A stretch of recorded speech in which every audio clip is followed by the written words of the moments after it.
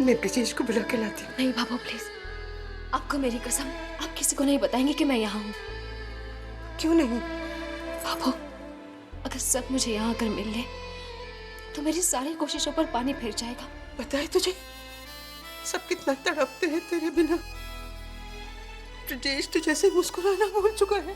चलो मेरे साथ। बाबू प्लीज, क्या आप मेरी कसम भी नहीं मानेंगे? ऐसी भी क्या जिद है? बहुत कुछ करना है अभी मुझे। ऐसे ही लौट गई तो शायद कभी कुछ नहीं कर पाऊंगी। ये जिद नहीं है बाबा, लड़ाई है। अपनी तकदीर के साथ मेरी लड़ाई। अभी लौट गई तो हार जाऊंगी मैं बाबू। ठीक है बेटी, माता महाराज तुझे सफलता दे।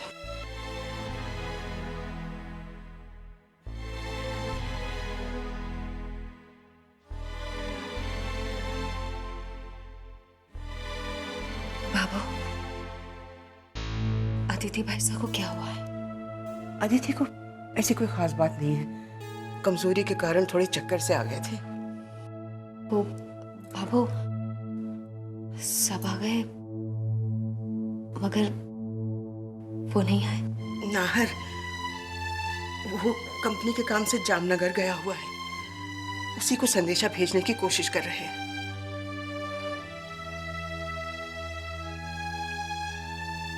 तू यहाँ क्या कर रही है? वो समर की आंखों का ऑपरेशन हुआ ना, इसलिए उसे मिलने आई थी। कैसा रहा ऑपरेशन? समर फिर से देखने लगा है।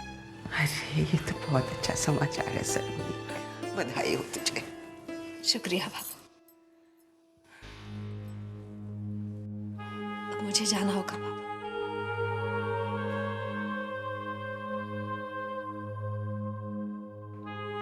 सलोनी,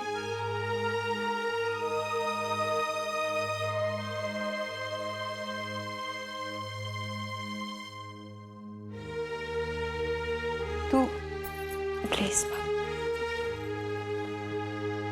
अब कुछ मत पूछिए। कल सुबह मैं यहाँ से चली जाऊंगी।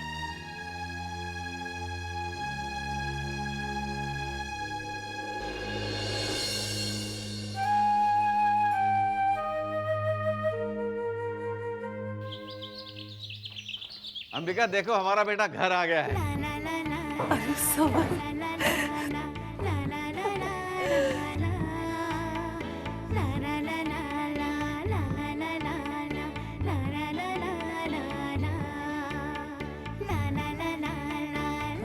माता जी महाराज, मेरे बेटे को किसी की नजर में रहे। आजा।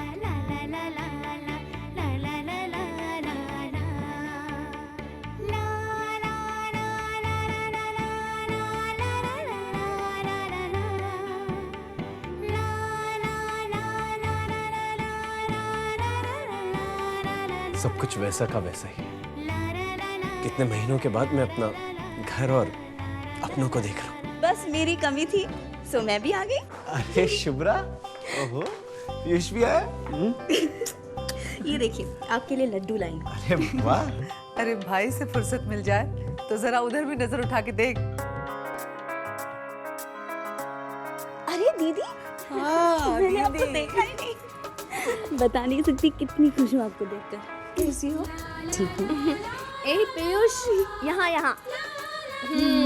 मैं तुम्हारी मासी हूँ। अपनी मासी को पहचानता है ना? शुभ्रा तो जल्दी से इसे बोलना सिखा दे, मैं इसके मुंह से अपना नाम सुनना चाहती हूँ। एक अरसे के बाद इस घर में खुशियां वापस आई हैं। आज मेरा पूरा परिवार एक साथ इकट्ठा हुआ है और ये सब हो सका है मेरी सलोनी की वजह से।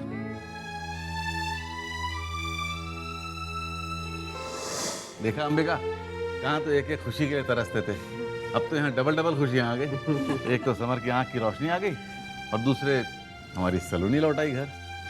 देखा सलोनी, सबके चेहरों पर तुम्हारे ही नाम की मुस्कुराहट है।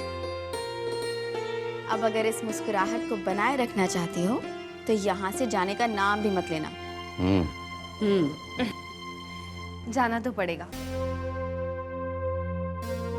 काम अधूरा छोड़कर आई हूँ। थोड़े दिन तो रुक सकती हो ना, अभी तो तुम्हें बिल्कुल नहीं जाने देंगे, समझी?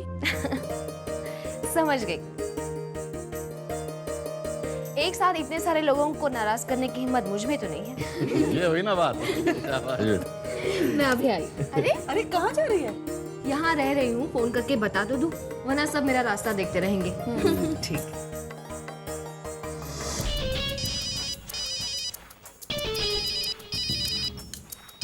Thank God. सलोनी, कैसी हो तुम? और कैसा चल रहा है सब कुछ वहाँ? सब ठीक है। समर तो डिस्चार्ज होकर घर भी आ गया। थैंक गॉड, ये तो बहुत अच्छी खबर है सलोनी। तो तुम वापस मुंबई आ रही हो ना? अब नहीं नील, यही बताने के लिए फोन किया। मुझे कुछ दिन और यहाँ रुकना होगा। क्यों? आई मीन रुकने की कोई खास वजह? सब मुझे देखकर बहुत खुश है नील। मेरे जाने की बात सुनकर ही उदास हो रहे हैं, और सब चाहते हैं कि मैं कुछ दिन उनके साथ रहूं। अब उन्हें मना भी तो नहीं कर सकती। ठीक है, अगर तुम रुकना चाहती हो तो रुक जाओ, लेकिन दीदी बात होगी?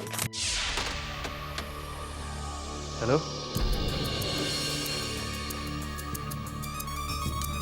हेलो हेलो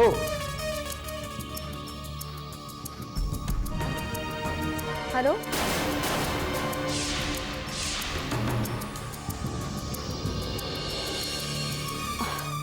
कट हो गया? हाँ, शायद बंद हो गया। चलो बाहर जाके बैठते हैं। सलोनी ने मुंबई आने का प्रोग्राम कैंसिल करके बहुत बड़ी गलती की है। कहीं वो वहां रहकर बाहर के और करीब नहीं।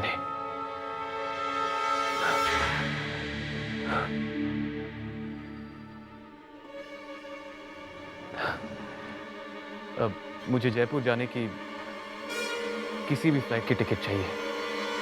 हे भगवान, किस मुसीबत में डाल दिया। अरे ऐसे माहौल में तो मेरे जैसा आदमी एक दिन में बोर हो जाएगा। ये सब किया करा है एक ही बंदे का। खुद तो वहां आराम कर रहे हैं साहबजादे, और हमें इस मुसीबत में फंसा रखा है। लेकिन एक बात भूल गए कि धीर भी बड़ा अधीर है। न खुद चैन से बैठेगा, ना ही किसी को सुकून से बैठने देगा। अभी फोन लगाता हूँ।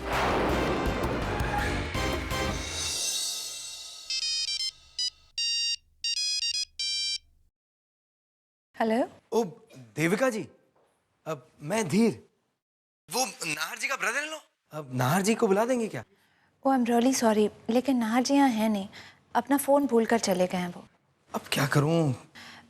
कोई इम्पोर्टेंट मैसेज हो तो आप मुझे दे दीजिए, मैं नाहर जी को बता दूंगी। वो क्या है कि अदिति, मेरा मतलब है नाहर की बहन और मेरी प्रिय पत्नी वो हॉस्पिटल में एडमिट है, काफी सीरियस है। वो अपने भाई को बार बार याद कर रही थी। कौन से हॉस्पिटल में? जी सिटी हॉस्पिटल। जी मैं ज़रूर बता दूंगी। अब बहुत बहुत धन्यवाद, थैंक यू थैंक यू। इतनी देर से सोच रही थी कि मेरा अगला कदम क्या होगा, और देखो उन्हीं लोगों ने मुझे मौका दे दिया जिन्हें मेरी सूरत तक से नफरत है। अदिति, थोड़ा सा जूस तो पी ले बेटी। Aditi, juice P low. मैंने कहा ना आपसे भाई साहब, मुझे कुछ नहीं चाहिए। जब तक नाहर वापस नहीं आ जाता, ना मैं कुछ खाऊंगी ना पीऊंगी। Excuse me.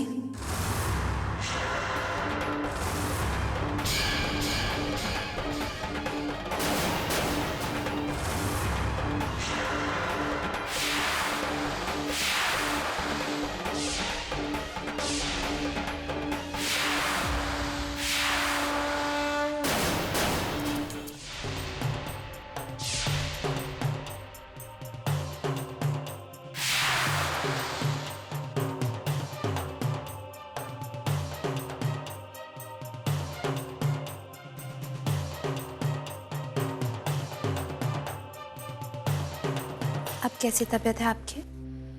मुझे कुछ नहीं हुआ है। ये तो आपके चेहरे को देखकर ही पता चल रहा है। बहुत कमजोर लग रही हैं आप।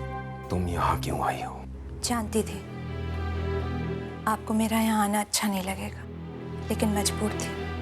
आखिर ये सब मेरी वजह से ही तो हुआ है।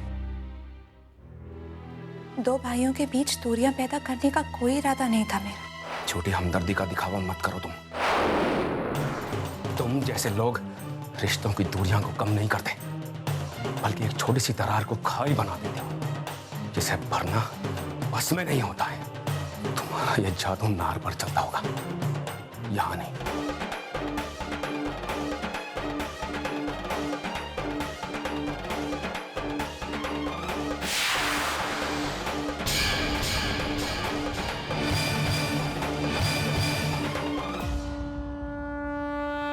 Get out. Get out. आपको मेरी मदद की जरूरत नहीं है ना से, लेकिन मैं फिर भी आपकी मदद करूंगी। अगर आपके घर में प्रॉब्लम्स मेरी वजह से क्रिएट हुई हैं तो उन्हें दूर भी मैं ही करूंगी।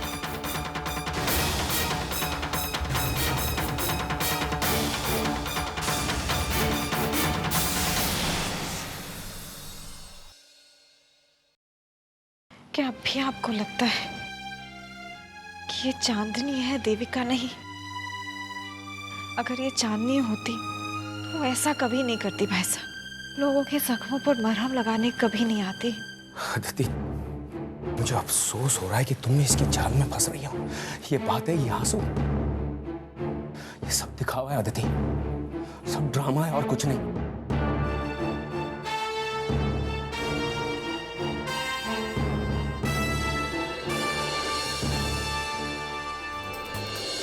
अरे आप आइए, बैठिए। नहीं, बैठूंगा नहीं। एक्चुअली मैं अपना सेल फोन भूल गया था, वही लेना है। जी, मैंने संभाल के रखा है,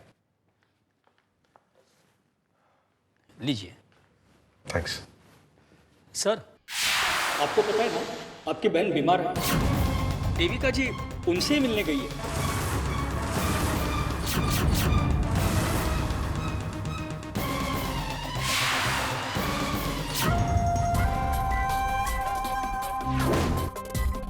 गुड जॉब हरी सिंह जी। जी।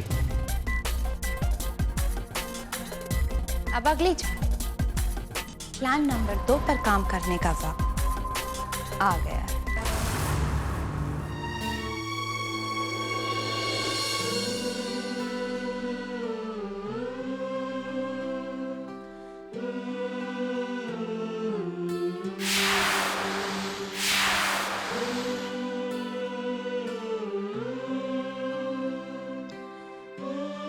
क्यों अपनी जिंदगी के साथ खेल रही हैं?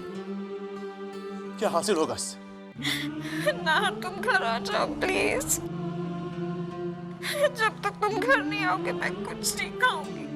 आप मुझसे कुछ और मांग दीजिए, आपके लिए जान भी दे सकता हूँ,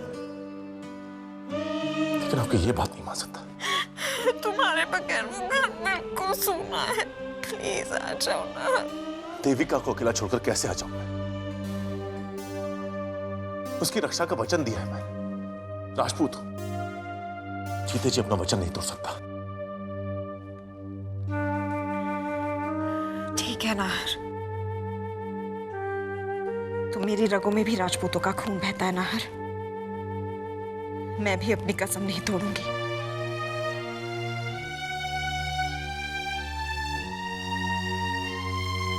अगर तुम्हें मेरी जान की परवाह है तो घर आ जाओ।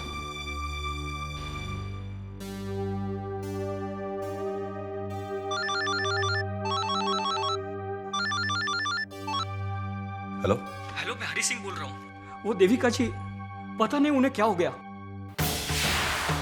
क्या हुआ देविका को? हॉस्पिटल गई थी आपके बहन से मिलने। वहां से लौटी तो बहुत परेशान थी। शायद आपके भाई साहब ने उन्हें कुछ कहा। बस अपना सामान पैक किया और चली गई। कहाँ गई वो? हाँ, रेलवे स्टेशन। ठीक है।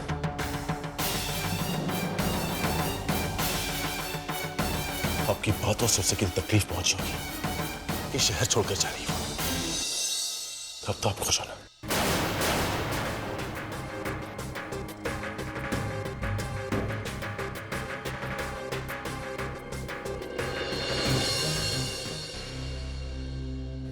इस लड़के को क्यों नहीं समझ में आता कि ये सब झूठ है।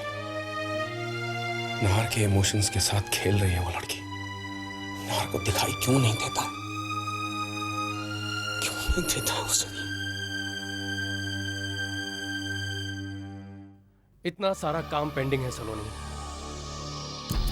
सलोनी, रिकॉर्डिंग रुकी हुई है। युग की देखभाल करनी है तुम्हें। उसके होश में आने का इंतजार है ना तुम्हें? सलोनी, तुम यहां नहीं रुक सकती। It's not possible. बहुत मुश्किल हो जाएगी। मैं समझती हूँ नील, अपनी जिम्मेदारियों का एहसास है मुझे, लेकिन अपने परिवार की तरफ भी तो कुछ फर्ज है मेरा। उनके प्यार भरे आग्रह को नहीं ठुकरा सकती मैं। सिर्फ तुम्हारा परिवार सलोनी, या फिर नाहर और उसकी फैमिली के नजदीक होने का एहसास तुम्हें यहाँ रोक रहा है?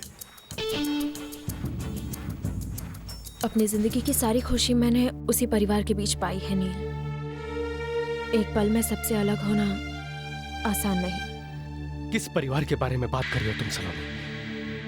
वही परिवार जहां रहते हुए भी तुम्हें हर पल किसी ना किसी परीक्षा से जाना पड़ा। नाहर को देखो, इतनी आसानी से तुम पर इतना गंदा इल्जाम लगा दिया उसने, मगर खुद क्या कर रहा है? नाहर किसी और के साथ नाता जोड़ रहा है सलोनी। मैं नहीं मान सकती। अगर मैं साबित करके दिखा दूं तब भी? सलोनी, तुम देविका को जानती हो ना? देविका? कभी मिली नहीं उससे, लेकिन नाम जरूर सुना है। देविका वही औरत है जिसने नाहर की जान बचाई थी उस रात। आज वही देविका नाहर का सहारा बन चुकी है। तुम कुछ भी कह रहे हो नील, मैं तुम्हारी इस बात पे भरोसा नहीं कर सकती। तो फिर चलो मेरे साथ, चलो। देविका जी है? जी वो तो शहर छोड़ के जा रही है। नाहर साहब गए उन्हें रोकने के लिए।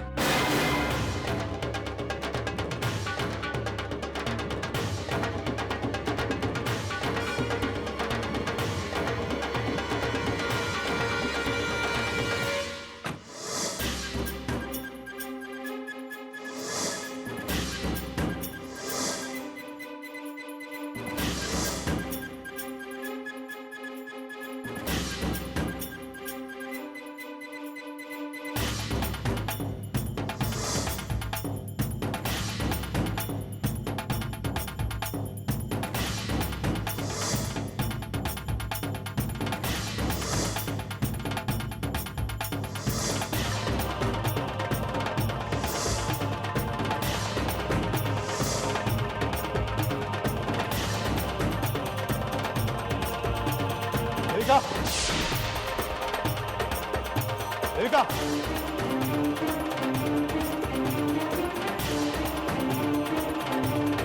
देविका!